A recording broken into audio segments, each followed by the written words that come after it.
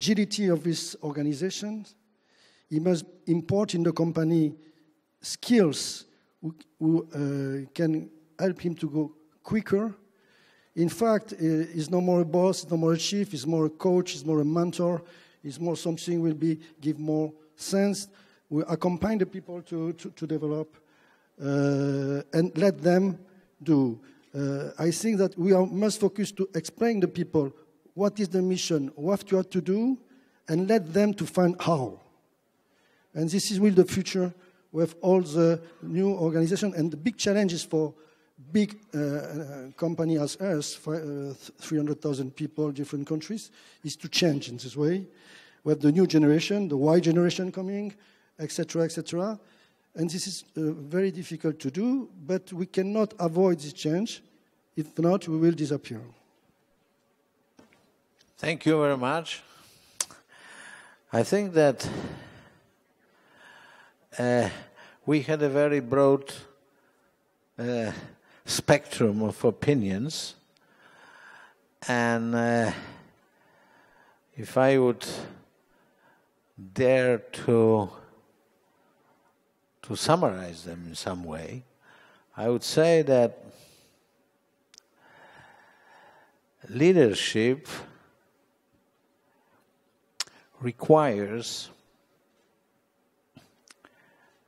both intellectual and emotional capabilities.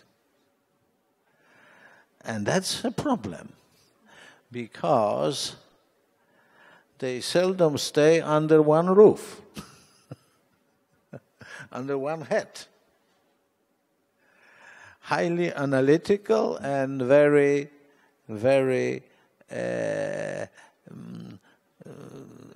people who are capable of developing ideas quite often are poor communicators and poor, and on the emotional side they are not strong. So the second question I would like you to comment is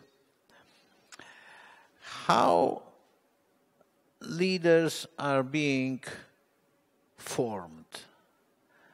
In what way you can, of course, there is an illusion of schools of leadership, or maybe not.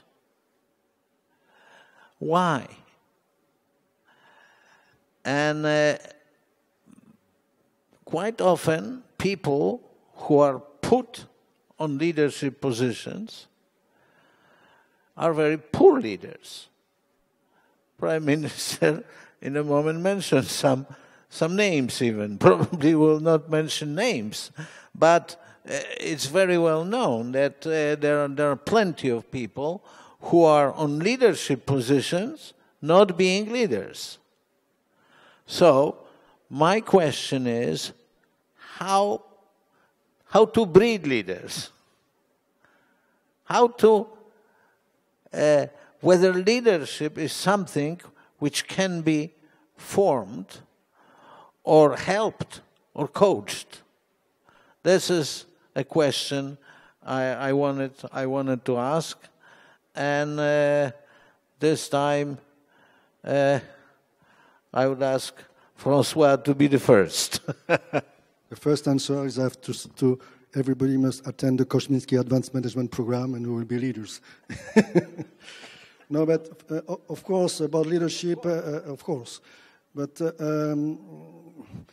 it's a very difficult question because, of course, when you speak leadership, you have natural skills. You have people who have the profile to do that, who want to do this, who want to create, who want to go away, to like to have challenges.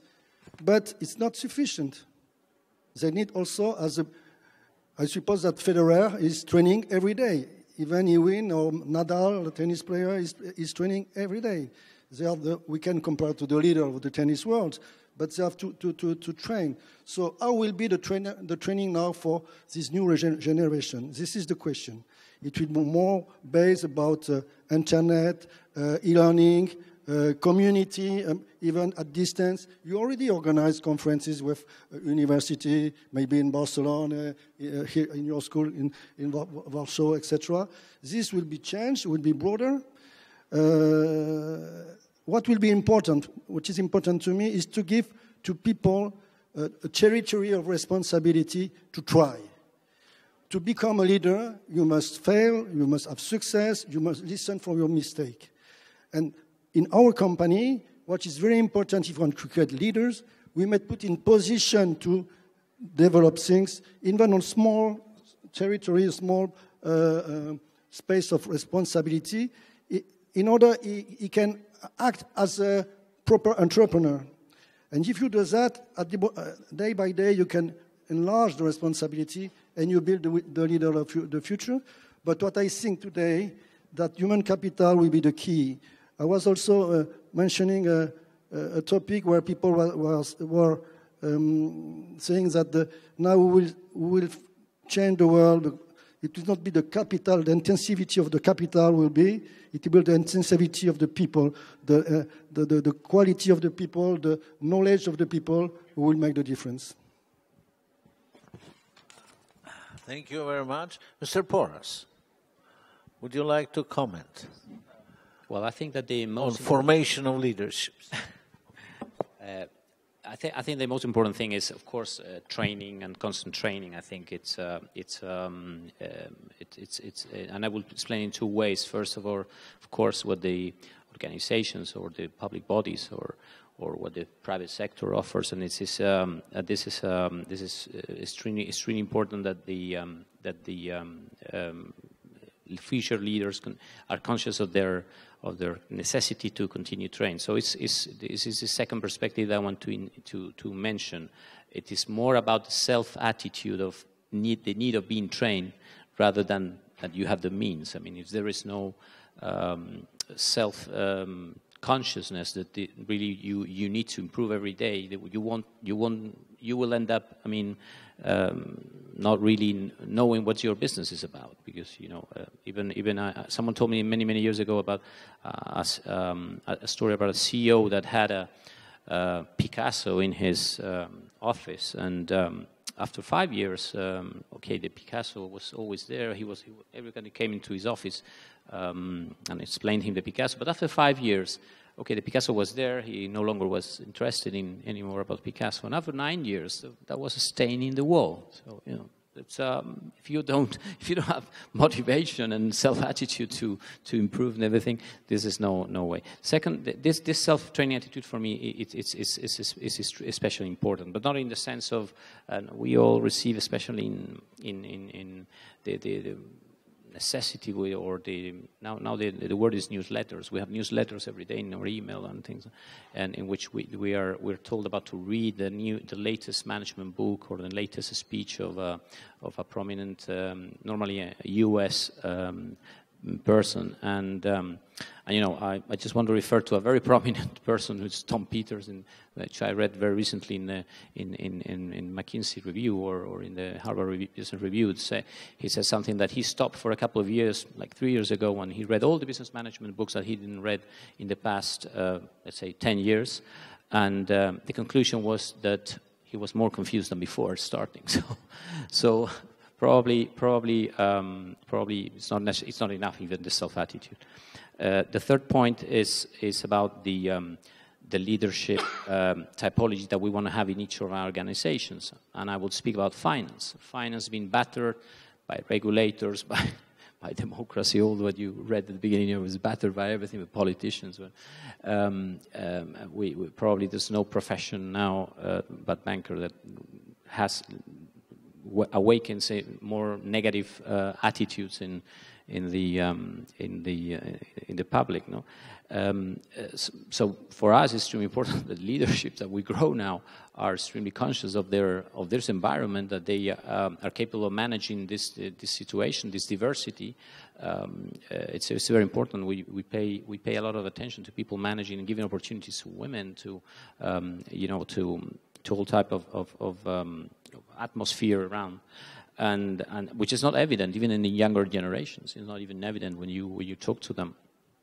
And the only way doing this successfully, I think, is I'm a fan of time management, although many people who work with me would say that my agenda is a chaos, but I think that the most important thing that people need to do is to free off 50% of the time of his agenda and devote it to people. But people, not just, people that comes into your office and knocks in your door, have your door that they can really talk about, and you listen, not talk, you listen to them. And I'm still struggling with that. So, but this is very important if you want to grow true leaders in the future.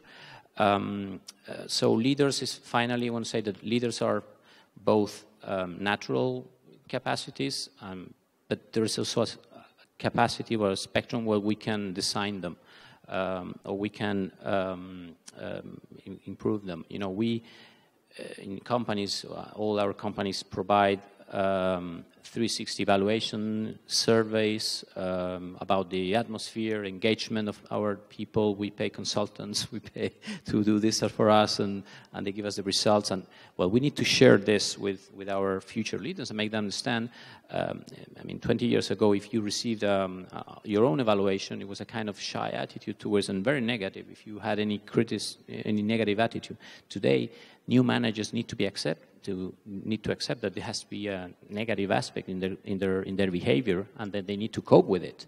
And this, believe me, with age, I am, maybe because I'm married 25 years, I'm more eager now to accept negative things, negative critics, but it's not that evident for young people to accept that they are very fond of their MBA, or that they receive in the first or second year of work, that they receive a negative critic and they take it as the end of their career.